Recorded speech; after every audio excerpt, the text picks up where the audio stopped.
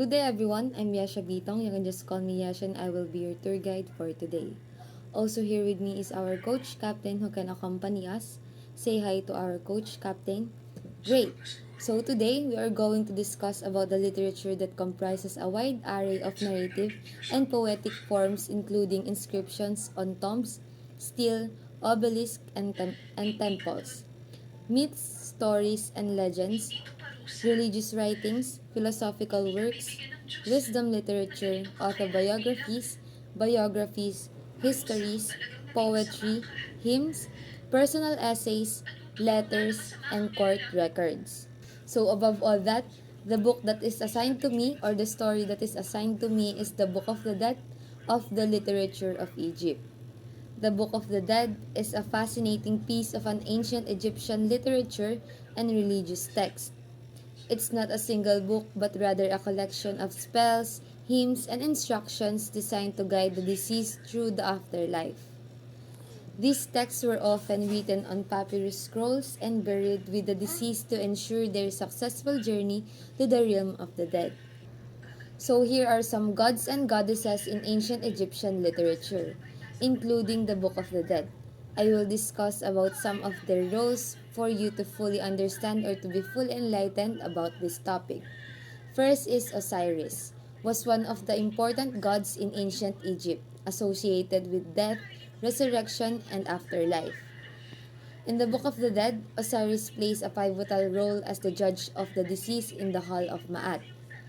He represents the promise of rebirth and eternal life for the virtuous souls who pass the judgment.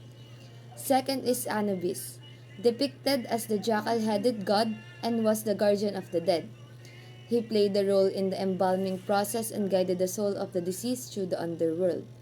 Third is Ma'at, a concept of personified as a goddess representing truth, justice, and cosmic order.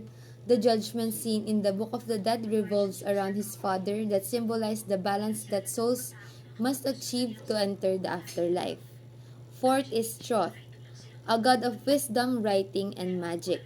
He believes that the Book of the Dead has its author who acts as scribe and mediator between gods and humans. Fifth is Rara, was the son and a creator deity, symbolized as death and rebirth, mirroring the cyclical nature of life and the afterlife. And the last is Isis, a powerful goddess that is associated with magic, healing, and motherhood.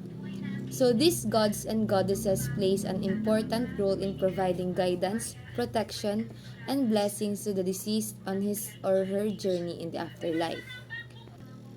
One intriguing aspect of this book is its emphasis on the judgment of the soul in the afterlife.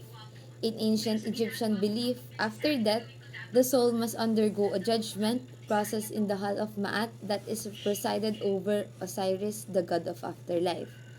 They said that during the judgment, the heart of the deceased would be weighed against the feather of Ma'at, the goddess of truth and justice. If the heart was lighter than the feather, it meant the person had lived virtuous life and would proceed to paradise. However, if the heart was heavy with wrongdoing, it would be devoured by a fearsome monster and the soul would face a second death. So that's all for our topic today's trip. I hope you learned something. Again, this is Yasha, your tour guide for today.